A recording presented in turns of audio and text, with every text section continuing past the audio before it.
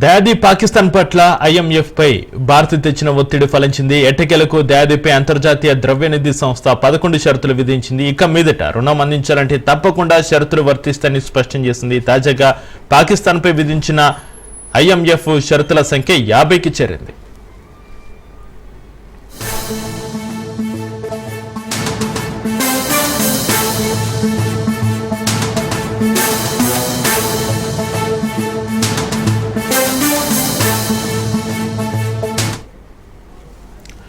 Operation Sindoor సమయంలో కొంత bailout అందుకున్న పాక్పై మరిన్ని నిధుల విడుదలకు ఐఎంఎఫ్ కొత్త నిబంధనలు ప్రకటించింది. వాస్తవానికి ఉగ్రవాదాన్ని పెంచి పోషించడానికి పాక్ ఆ నిధులను దుర్వినియోగం చేస్తుందంటూ భారత్ అడ్డు చెప్పినప్పటికీ అమెరికా అండతో పాక్ రుణాన్ని పొందగలిగింది. అయితే ప్రస్తుతం భారతదేశ ఆందోళనలను పరిగణలోకి తీసుకున్న ఐఎంఎఫ్ ఇకపై రుణాన్ని రిలీజ్ చేయాలంటే కొత్తగా 11 నిబంధనలు పాటించాల్సిందేనని తేల్చి చెప్పింది.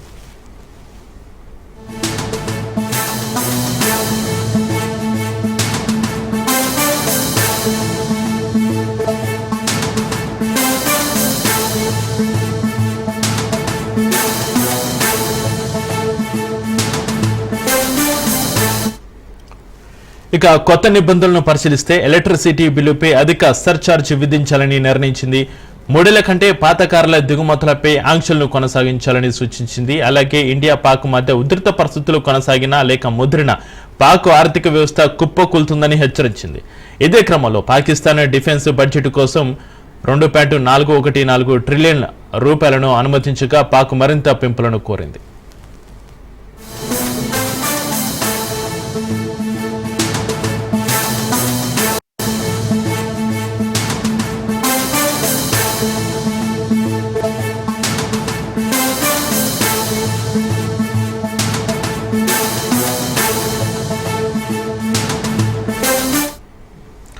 పాక్ ఈ ఏడాది జూన్ నాటికి దేశంలో వ్యవసాయ ఆదాయంపై పన్ను వసూలుకు ఏర్పాటు చేయాలని ఐఎంఎఫ్ సూచించింది. ఏకంగా విద్యుత్ రంగంలో 4 నిబంధనలు తీసుకొచ్చినట్లుగా వెల్లడించింది. పాక్ తన విద్యుత్ ఛార్జీలపై విధించిన యూనిట్ ధర 3.21ను తొలగించాలని తెలిపింది. అలాగే గ్యాస్పై కూడా సుంకాలను పెంచాలని పాక్ ప్రభుత్వానికి ఐఎంఎఫ్ సూచన చేసింది.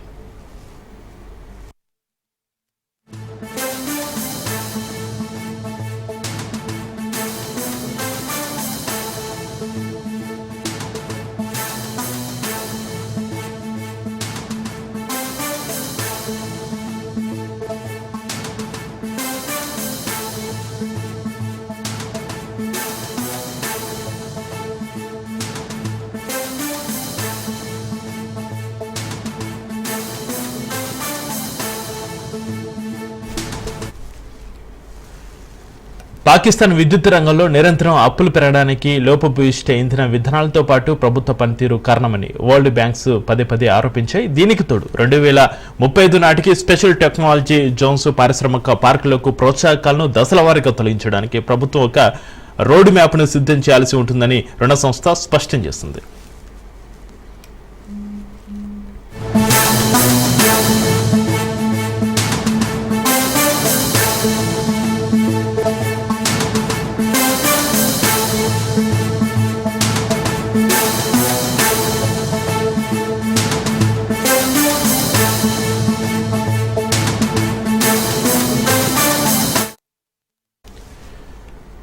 బ్రేక్ న్యూస్ చూస్తున్నాం. దయాది పాకిస్తాన్ పట్ల ఐఎంఎఫ్ పై భారత్ తెచ్చిన ఒత్తిడి ఫలించింది. ఎటకెలకు దయాదిపై అంతర్జాతీయ ద్రవ్యనిధి సంస్థ 11 షరతులు విధించింది. ఇక మీదట రుణం అందించాలంటే తప్పకుండా షరతులు వర్తిస్తాయని స్పష్టం చేసింది. తాజాగా పాకిస్తాన్ పై విధించిన ఐఎంఎఫ్ షరతుల సంఖ్య 50కి చేరింది.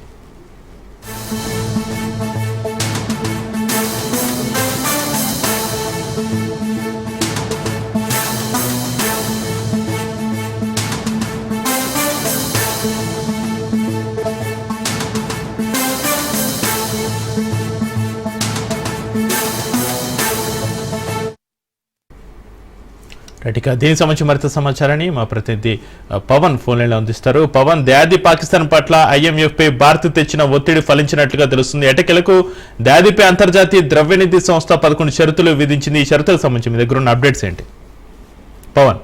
ఐఎంఎఫ్ బిగ్ షాక్ ఇచ్చింది. ఐఎంఎఫ్ పైన భారత్ ఒత్తిడి చేయడంతో పాకిస్తాన్ సంబంధించి కూడా పూర్తిగా ఇందులో అందించే రుణం పైన కూడా ఐఎంఎఫ్ షరతులు విధించింది. IMF కొత్తగా 11 షరతులు కూడా విధించింది. ముఖ్యంగా చూస్తే వ్యవసాయ ఆదాయ పన్ను శాఖ చట్టాలు అమలు చేయాలి. అంతేకాకుండా 2026 వార్షిక బడ్జెట్ జూన్ లోగా పార్లమెంట్ లో ఆమోదించాలి.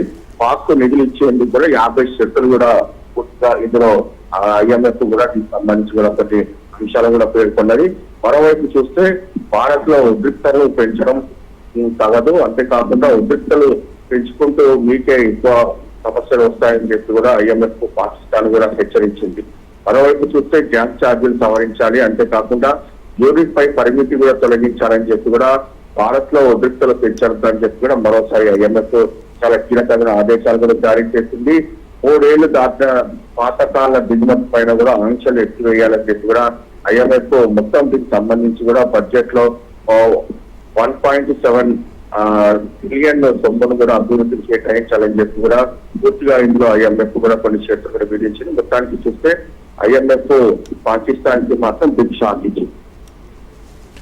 అయితే పవన్, ఆపరేషన్ సింధూర్ సమయంలో కొంత బెయిలౌట్ అందుకున్న పాక్పై మరిన్ని నిధుల విడుదలకు IMF కొత్త నిబంధనలు ప్రకటించడంతో అయితే ఉగ్రవాదాన్ని పెంచి పోషిస్తున్న పాక్ పరిస్థితి ఏంది? ఉగ్రవాద మనోడిక పాకిస్తాన్లో కష్టమేనా? పాకిస్తాన్లో మున్ముందు ఎలాంటి పరిణామాలు చోటు చేసుకునే అవకాశం ఉంది? ఉగ్రవాదులకు సంబంధించి భారత్ ఎప్పటికప్పుడు తృప్తిపడుతుంది. అయితే పాకిస్తాన్ మాత్రం ఉగ్రవాదుల పెంచి పోషిస్తుందని చెప్పి కూడా భారత్ కొన్ని రోజుల నుంచి కూడా పూర్తిగా దీనికి సంబంధించి ఆధారాలతో సహా బయట పెట్టింది. అయితే ఈ నేపథ్యంలో IMF మాత్రము ఈ యొక్క ఒత్తిడి తేవడంతో దీనికి సంబంధించి పాక్ పైన కూడా అనేక షరతులు కూడా విధించింది.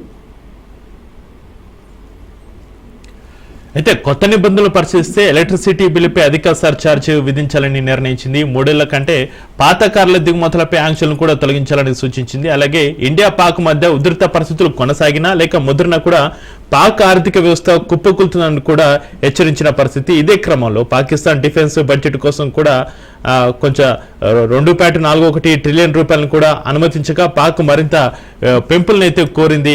పాక్ మున్ముందు ఏం చేయనుంది? పాక్ ఏ సమాధానం చెప్పనుంది పవన్? అయితే ఇప్పటికైతే ఈ యొక్క షరతుల పైన మాత్రం పాక్ సంబంధించి ఎలాంటి సమాధానం కూడా రాలేని పరిస్థితి కూడా చూస్తాము. ముఖ్యంగా చూస్తే ఉద్రిక్త పరిస్థితులు పెంచుకుంటే పోతే పూర్తిగా పాకిస్తాన్కే నష్టం అని చెప్పి కూడా ఇప్పటికే దీనికి సంబంధించి IMF కూడా పూర్తిగా దీనికి సంబంధించి హెచ్చరించినట్టు కూడా తెలుస్తుంది. గ్యాస్ ఛార్జీలు కూడా గమనించాలి. అంతేకాకుండా విద్యుత్ యూనిట్ పైన పరిమితిని తొలగించాలని చెప్పి కూడా దీనికి సంబంధించి భారత్ తో ఉద్రిక్తలు పెంచుకుంటే పూర్తిగా నష్టం వాటిల్తుందనేది మాత్రం ప్రధానంగా దీనికి సంబంధించి IMF ఇందులో కొన్ని షరతులు కూడా ఇచ్చింది. అంతేకాకుండా ఇందులో చూస్తే మాత్రము $1 బిలియన్ రుణాన్ని కూడా పొందాలంటే షరతులకు కట్టుబడి ఉండాల్సిందే అనేది మాత్రం ప్రధానంగా IMF కూడా ఇందులో కీలకమైన సూచనలు కూడా జారీ. Right, thank you Pawan.